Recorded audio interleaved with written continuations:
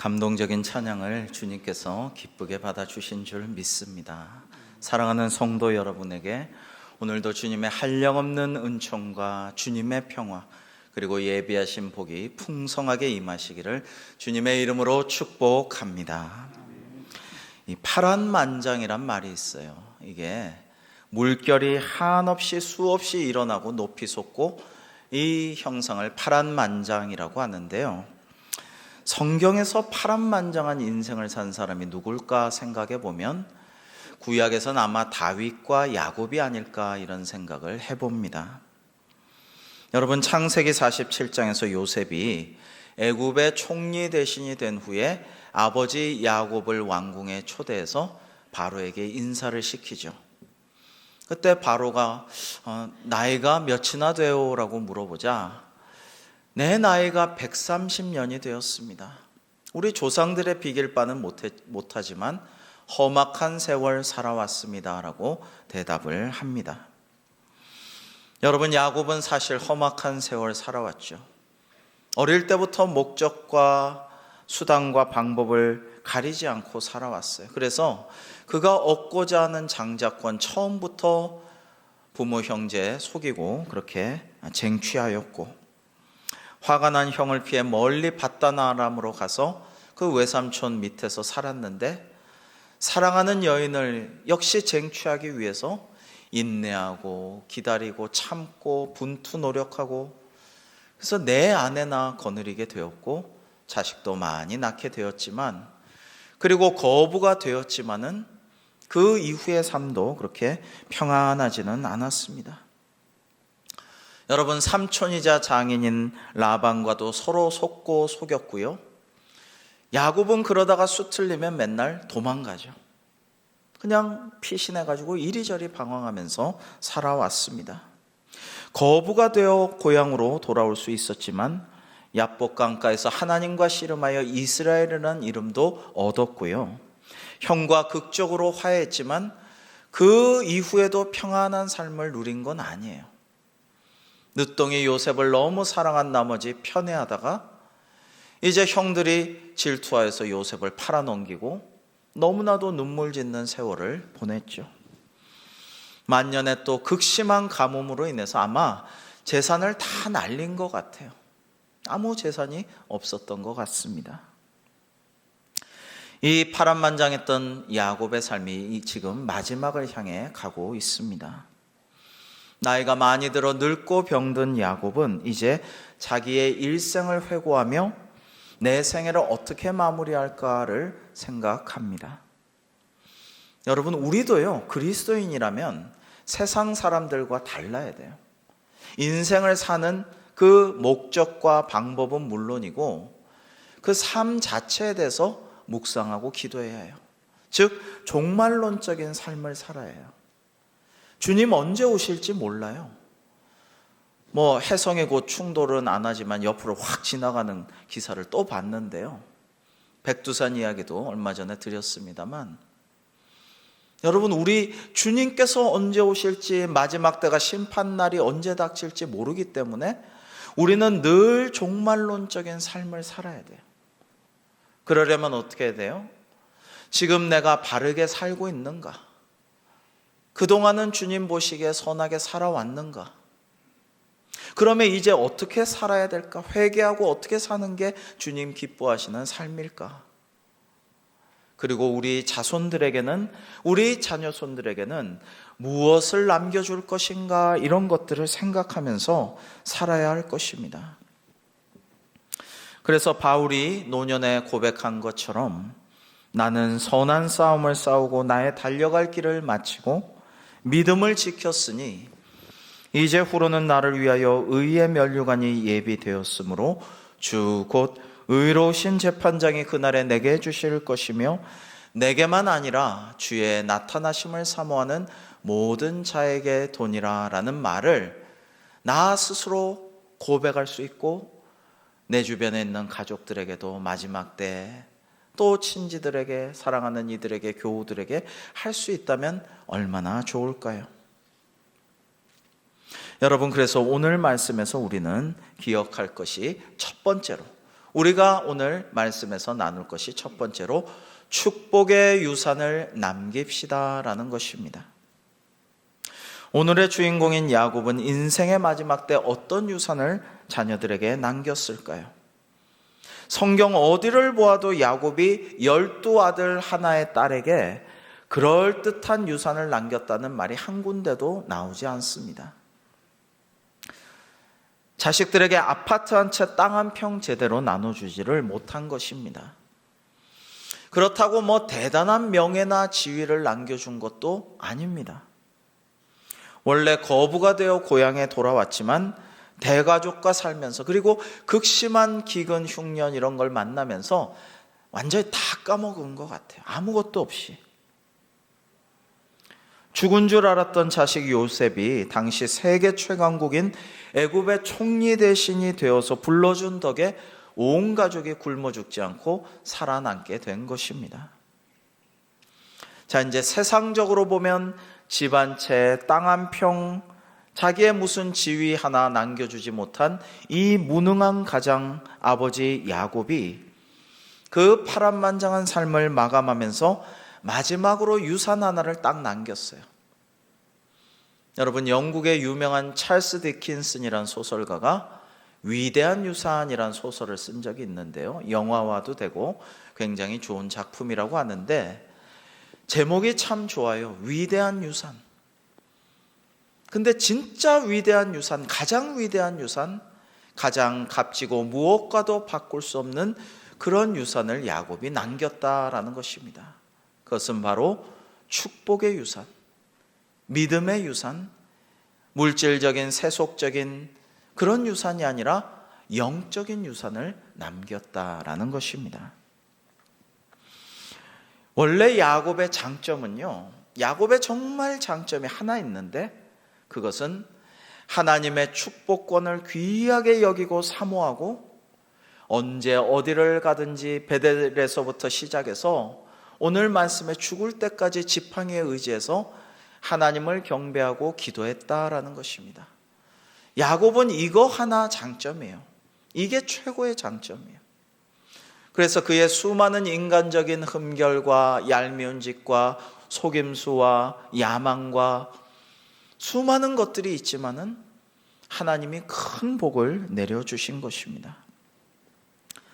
반면에 형 에서는 축복권을 대수롭지 않게 여겼어요. 그까짓 거. 그거 대수냐. 설설 끓는 붉은 팥죽을 끓이면서 이제 기다렸던 것 같아요. 들에서 돌아온 에서에게 이거 팥죽 줄 테니까 배고프지, 이거 먹고 힘내라. 대신에 장자권은 나한테 내놔라. 이렇게 할 때에 에서는 그래 배고파 죽겠는데 그게 대수냐? 팥죽이나 빨리 다오. 이렇게 말했죠. 주도 면밀한 야곱은 그 틈에 맹세까지 시킵니다. 그래서 덜컥 맹세까지 다해요. 물를 수 없다. 맹세를 다합니다. 창세기 25장 34절에 보면 이런 대사가 나옵니다. 우리 함께 읽어볼까요? 시작. 에서가 먹으며 마시고 일어나 갔으니 에서가 장자의 명분을 가볍게 여김이었더라. 여러분, 여기 이 먹으며 화면을 비춰주시죠. 에서가 먹으며, 이 성경의 원어에 보면요, 에서가 먹고 그리고 마시고 그리고 일어나 그리고 갔다, 이렇게 성경에는 되어 있어요. 그러니까 이 성경 원어대로 하면 에서는 아무 생각 없이 그저 먹고 마시고 일어나서 가고 그리고로 계속 이어지고 있어요. 에서는 깊이 생각하지도 않고 결정적으로 장자의 명분을 가볍게 여김이었더라라고 했어요. 그러니까 묵상하고 되새기고 말씀대로 실천하고 축복을 사모하고 이런 게 하나도 없었다라는 것입니다. 그가 이방인 헷족 속의 딸들을 아내로 취해서 부모님들의 마음을 근심하게 한 건 역시 그가 어떤 사람이었는가를 보여주는 것입니다. 에서는 어떤 사람이었냐? 육신과 안목의 정욕대로 살아간 사람이었어요. 기도하거나 하나님을 경배하고 예배하거나 묵상하거나 말씀을 듣고 말씀을 믿고 말씀을 순종하여 말씀의 복을 받는 일이 없는 사람이어서 복 받을 수가 없었다라는 것입니다.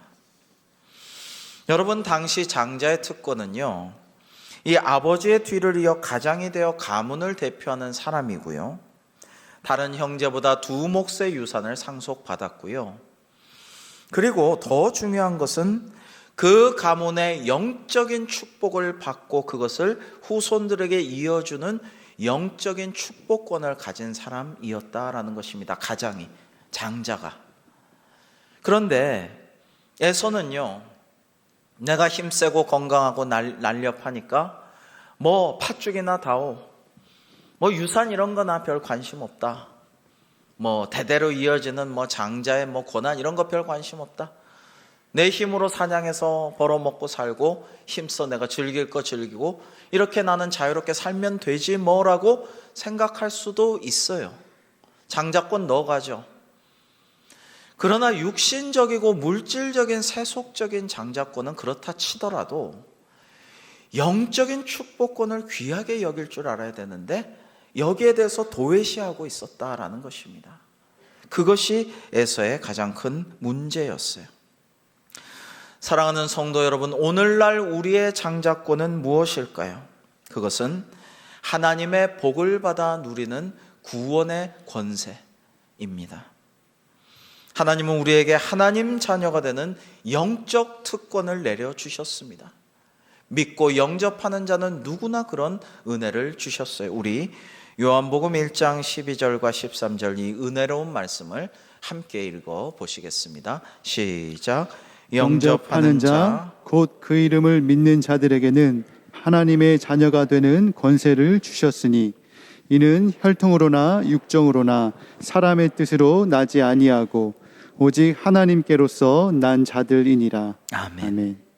여러분, 얼마나 은혜로운 말씀입니까? 내 피가, 내 유전이, 우리 가문이 뭐 무슨 왕족 출신이라 양반 가문이라 뭐 이러이러한 공로가 있어서 뭐 그래가지고 이렇다 이게 아니에요. 뭐 수호지에 보면은 중국 황제가 공을 많이 세운 사람의 자손에겐 집안의 단서철권이라는 걸 탁 내려줘요. 그걸 갖고 있으면 누구도 그 집안을 함부로 회파하거나 잡아가두거나 그렇게 죽이거나 할 수 없다. 황제가 그 증을 줘서 그걸 갑오로 내려가면서 그 공신의 자손들은 보호를 받아요. 얼마나 큰 특권이에요. 죄를 져도 안 죽인다는데. 그런데 하나님의 자녀가 되는 권세를 주셨으니 황제가 준 권세보다 얼마나 좋은 특권입니까? 우리의 공로나 우리 선대의 업적으로 인해서 주신 게 아니라 우리가 예수 그리스도를 내 구주로 영접하고 그 이름을 믿기만 하면 하나님의 자녀가 되는, 하나님께로부터 난 하나님의 아들, 딸이 되는 권세를 주셔서 영생 복락을 누리게 하여 주신다라는 것입니다. 할렐루야. 하나님의 은혜입니다.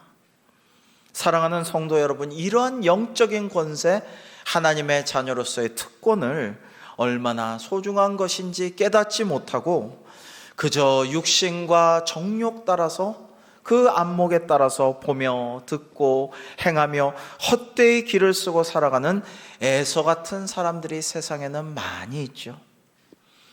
그러나 우리는 하나님의 자녀의 권세를 결코 소홀히 하지 않고 이걸 헛되이 하지 않고 무시하지 않고 하나님의 자녀답게 살아가서 복을 많이 받고 우리 가정에도 내가 복이 되고 복의 통로가 될 뿐더러 내가 만나는 직장 동료나 이웃들에게 하나님의 복을 전해주고 그들을 살려주는 우리 모두가 되기를 주님의 이름으로 축복합니다.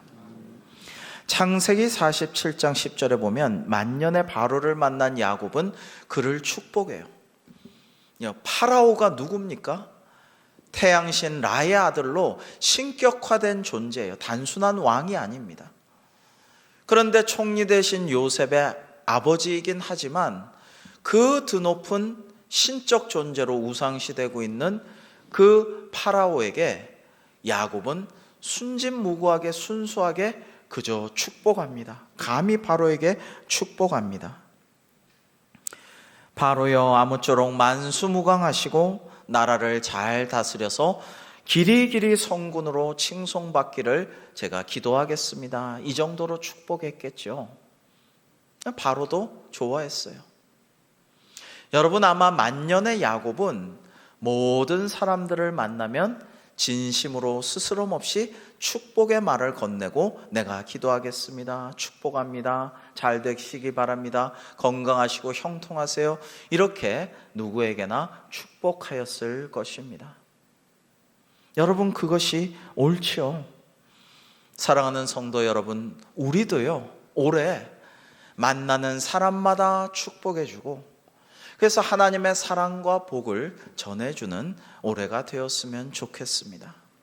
괜히 너 위해서 하는 말이야 하면서 마음 아픈 말 하지 말고, 괜히 불평이나 원망이나 트집 잡는 말 하지 말고, 지적하지 말고, 올해 만나면 축복한다고, 하나님의 사랑이 함께 하시기 바란다고, 잘 되고 형통하시기 바란다고, 더 건강하시기 바란다고 하시는 사업 위해서 저도 기도하겠습니다 하면서 축복하면요, 성경에 보면 이웃을 위해서 축복하면 그 축복이 하나님의 뜻대로 이루어지면 그 사람이 복을 받고 나를 위해 더 기도하고 나에게도 축복할 것이고, 만약에 그 사람이 애써 그 축복을 외면하면 나에게로 그냥 돌아온다고 했어요. 그러니까 여러분, 돈 드는 것도 아니고 손해볼 것도 하나도 없어요. 저 사람 나를 그렇게 안 좋아하는데, 저 사람 나한테 좋은 소리 한 적이 없는데 내가 왜 저 사람 축복해야 돼? 왜 덕담을 먼저 건네야 돼? 왜 내가 기도해야 돼? 이렇게 속 좁게 생각하지 마시고 정말 사랑하는 마음으로 주님의 마음 본받아서 우리 주변에, 또 특별히 가족이라는 건 원래 애증이 늘 교차하는, 가장 친하니까 애도 있지만 증도 있는, 사랑하지만 미워하기도 하는 존재 아니겠습니까? 올해 가족을, 친척을, 친지를, 친구를, 교우를, 우리 이웃과 직장의 동료를 많이 축복해 주셔서 하나님의 사랑 가운데 그 사람들이 복을 받고 우리도 하나님의 칭찬과 복을 받는 올 한 해가 되기를 주님의 이름으로 축복합니다. 여러분, 창세기 48장에 보면 야곱은 손자들을 축복해요. 아버지가 병들었다 하는 소식을 듣고 이 요셉이 므낫세와 에브라임 두 아들을 데리고 오는데, 이제 야곱에게 축복을 받으려고 아버지 우리 아들들 축복해 주세요 하고 므낫세와 에브라임을 이렇게 아버지 발치로, 스라로 밀어 넣습니다, 요셉이. 근데 요셉이 원래 밀어 넣는 것은 오른손으로는 장남을 축복하고 왼손으로는 차남을 축복하라고 그렇게 포지션을 정해서 이렇게 밀어 넣었어요.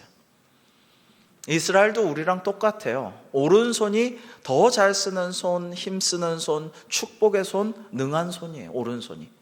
그러니까 장남이 먼저 잘 되라고 축복하라고 오른손, 차남은 왼손, 이렇게 두 아들 축복해 주세요 밀어 넣었는데, 야곱이 아들 이렇게 한 대로 안 하고 손을 엇갈려서 이렇게 축복을 하는 거예요. 장남을 왼손으로 하고 차남을 오른손으로 안수기도로 축복하려고 하는 거예요.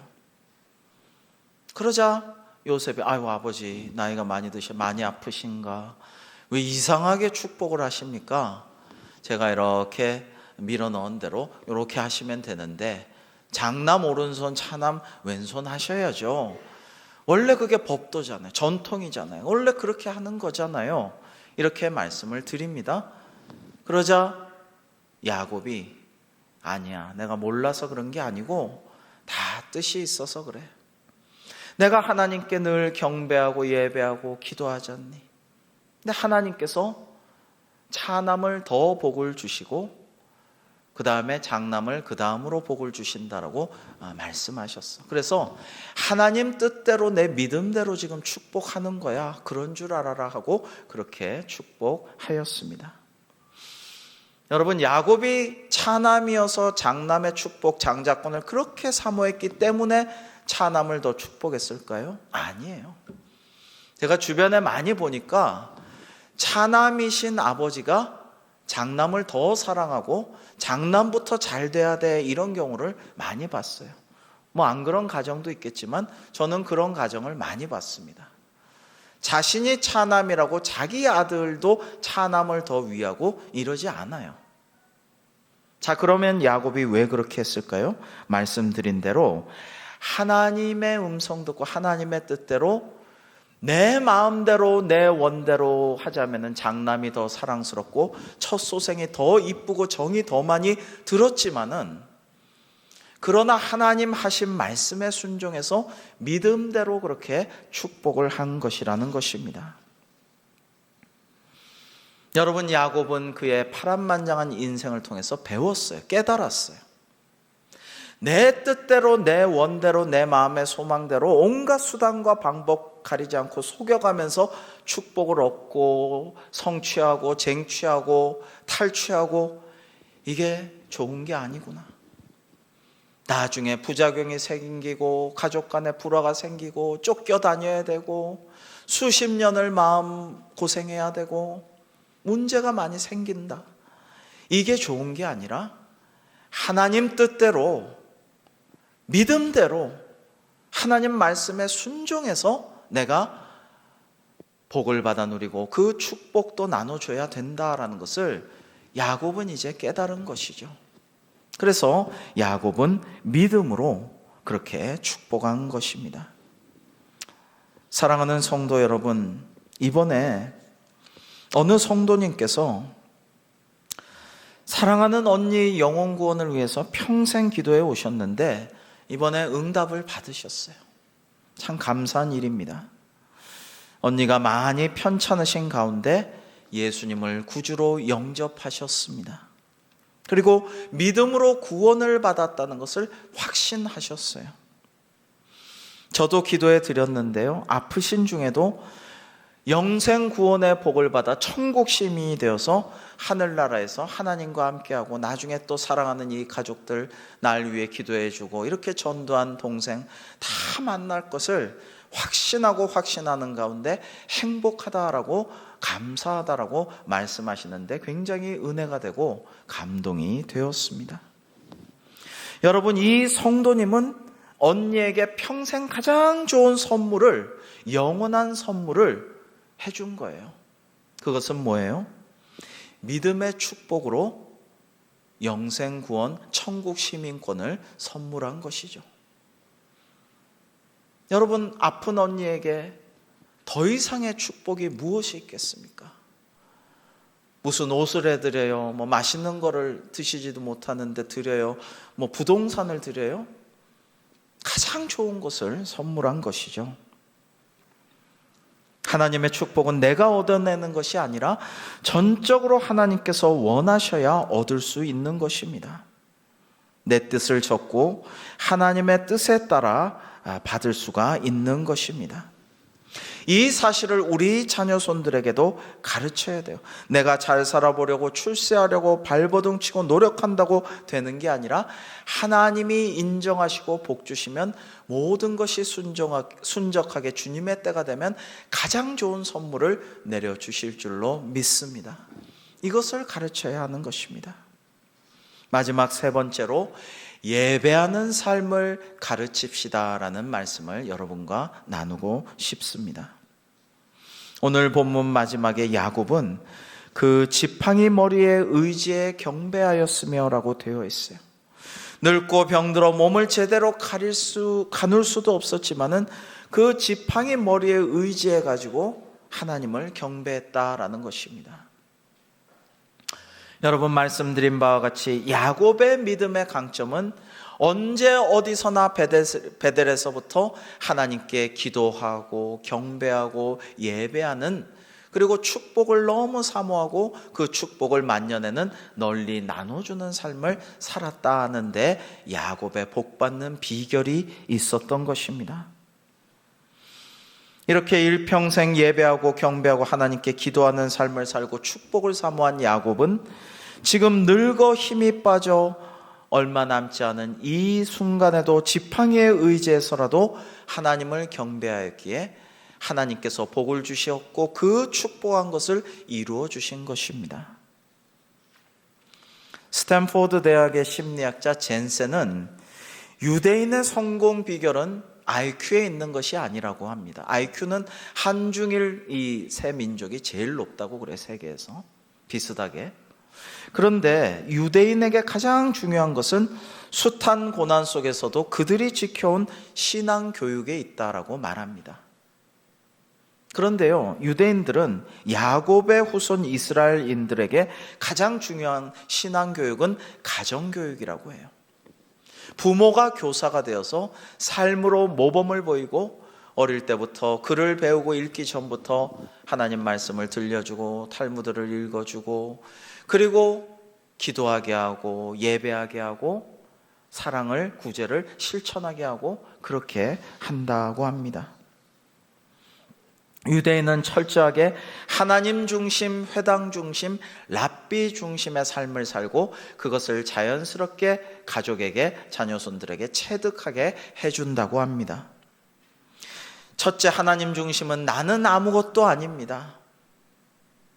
하나님 없이 나는 살 수가 없습니다.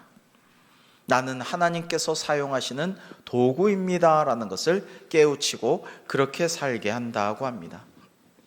두 번째는 모든 것을 회당 중심으로 회당의 우선순위를 둔다고 하는데, 이 회당이라는 것이 우리식으로 하면 교회인 것이죠. 교회 중심의 삶을 살아간다라는 것이고요. 마지막 세 번째는 랍비 중심으로 살고 그렇게 교육한다라고 합니다. 자녀와 교육과 결혼과 이사, 사업 등 야곱의 후손들은 모든 문제를 랍비와 상담하며 결정한다고 합니다. 그래서 유대인 이야기를 하면은 반드시 랍비 이야기가 따라오죠. 왜냐하면 생활 전반에 랍비가 중요한 역할을 하기 때문입니다. 유대인이 경영하는 공장이나 회사에는 랍비가 고용되어 상담자 역할을 합니다. 우리 성도님 중에도 이랜드 다니시는 분이 있죠. 그 이랜드에 가면 사목이 있습니다. 회사에 목사님이 있는 것이죠. 참 좋은 제도라고 생각해요. 그래서 이스라엘 사람들은 랍비는 하나님의 말씀을 가르쳐주는 영적 리더다라고 인정하면서 그들은 늘 랍비의 영적 권위를 인정하며 말씀 중심의 지혜를 통해 도움을 받고 상담하고 모든 문제를 결정함으로 지혜롭게 또 신앙적으로 영적으로 나아갈 수 있기 때문에, 그럼으로써 이들은 참으로 고립된 환경에서 적은 수가 유대 나라가 지금 서 있고 전 세계에 그들이 뿔뿔이 흩어져 있지만은 온 세계에 가장 큰 영향력을 미치는 그런 민족으로 성공적으로 살고 있다라는 것입니다. 사랑하는 성도 여러분, 우리는 어떻습니까? 우리는 하나님을 경배하고 예배하는 일을 이 주님의 날, 일요일이 아니라 주님의 날, 이 주일을 나의 삶의 시간의 중심으로 두고 가장 사랑하며 살아가고 있습니까? 자녀들에게 예배의 소중함을 가르치고 늘 큐티하는 모범을 보이며 너희도 큐티해라, 청소년 큐티해라, 하나님 말씀 읽고 자기 전에 꼭 기도하면서 하루를 마무리해라, 이런 것들을 가르치고 계십니까? 그래야 진정한 복을 하나님께 받는다는 사실을 알려주고 계십니까? 물론 요즘 자녀들이 부모 말을 다 잘 듣는 것은 아니죠. 그러나 간절히 기도하고 계속 기다려왔지만 언제 주님께 돌아올지 아직도 막막하기도 한 자식들도 있지만 결코 낙담하거나 포기하지 마시기 바랍니다. 우리가 낙심하거나 포기하고 그냥 그러려니 쟤는 그러려니 하고 제쳐두지 말고 늘 그를 생각하며 기도를 쉬지 않고 계속해서 삶으로 모범을 보이고 주님의 때를 기다리면 언젠가는 주님께서 하나님의 품으로 그들이 돌아오게 하여 주실 줄로 믿습니다. 여러분, 저는요, 저의 삶에서, 저의 친척과 주변의 삶에서, 그리고 목회하면서 수없이 보아왔어요. 가족 구원은 시간 문제라는 것을 많이 경험했습니다. 시간이 언제가 될지 몰라요. 정말 돌아가시기 전에 임상 세례 받고 그러나 한없이 아름다운 미소를 지으면서 고맙다고, 이제 천국 간다고, 가서 만나자고 하면서 돌아가시는 분도 있지만 생각보다 빨리 구원을 받고 일단 교회 나오면 하나님 잘 섬기고 봉사도 하고 전도도 열심히 하는 그런 분도 보았습니다. 젊은 시절에는 바쁘고 자기 성취에 힘쓰다 보니 예배와 영적 생활에서 멀어졌다가도 주님의 때가 되면은 그 누구보다도 충성하고 헌신하며 봉사와 전도와 선교에 본업보다 더 힘쓰는 믿음의 가문의 자손들을 많이 보았어요. 중요한 건 우리가 자녀의 영적인 삶에 대해 결코 포기하거나 그냥 낙심하거나 기도를 쉬면 안 된다라는 것입니다. 사랑하는 성도 여러분, 오늘 우리가 진정으로 우리의 자녀손들 축복하기를 원한다면 우리가 이렇게 가르쳐야 할 것입니다. 진정한 복은, 참된 복은 하나님을 경배하는 데서 온다라는 것을 말입니다. 하나님께서 참 복을 내려주신다라는 것을 가르쳐야 할 것입니다. 야곱은 후손들을 축복하며 바로 이러한 사실을 삶으로 가르친 것입니다. 여러분 생각해 보세요. 야곱은 부끄러운 일들이 많았어요. 가족 간에도 야곱 너 옛날에 이랬지 이런 말을 하면 얼굴이 화끈거릴 일들이 있었습니다. 야곱은 속고 속이고 사기치고 도망다니고 그렇게 마음고생하면서 살아왔죠. 그러나 야곱은 살아가면서 점점 더 거룩하게 성화의 길을 걸었어요. 예배하면서 언제 어디서나 기도하면서 하나님을 찾고 하나님과 대화하면서 야곱은 점점 더 거룩해졌어요. 그리고 그는 그러한 거룩한 삶을 자손들에게 보여주었고 그렇게 살다가 마지막까지 믿음으로 축복했어요. 늘 만나는 사람들, 습관적으로 파라오를 만나도 축복하던 이 야곱은 마지막에 전심을 다해서 하나님의 뜻대로 믿음으로 축복을 해 주었기에 그 자손들은 크나큰 복을 받고 하나님의 축복 가운데 살아갈 수가 있었던 것입니다. 사랑하는 성도 여러분, 성도란 영원에 잇대어 사는 삶을 살아갑니다. 지금부터 계속 영원으로 가는 삶이에요. 그래서 죽어도 살겠고 살아서도 영원히 죽지 아니하리라고 주님 말씀하시지 않았습니까? 나중에 천국에서 우리가 다시 만나 영원히 함께 할 수 있도록 올해 우리 사랑하는 가족에게, 친척에게, 또 우리 주변에 너무 좋은 사람이지만 하나님만은 내가 안 믿는다, 교회 다니라는 말만은 제발 하지 말라달라는 친구에게, 우리 직장 동료와 이웃에게 우리가 믿음으로 축복하고 그들이 그 축복을 받아 누려 정말 죽을 수밖에 없는 신세에서 영원한 삶을 얻고 구원받는 그런 사람들이 올해 많이 우리 주변에 일어날 수 있기를 주님의 이름으로 축복합니다. 기도하시겠습니다. 하나님 아버지, 우리가 점점 기도와 예배와 삶으로 거룩해진 야곱을 묵상하였고 믿음으로 축복한 야곱의 삶을 보았습니다. 우리도 야곱처럼 믿게 하여 주옵시고 우리도 야곱처럼 믿음으로 축복하는 삶을 살아가게 하여 주시옵소서. 믿음의 삶을 우리 가족에게, 자녀손들에게 보여주고 가르치게 하여 주옵소서. 그러면 하나님께서 저희들을 기뻐하시고 칭찬할 줄 믿사오니 우리가 축복하는 사람들과 자녀손들에게 하나님께서 복을 내려 주실 줄 믿고 믿음으로 축복하는 삶을 사는 저희들로 인도하여 주시옵소서. 예수님의 이름으로 감사하며 기도하옵나이다. 아멘.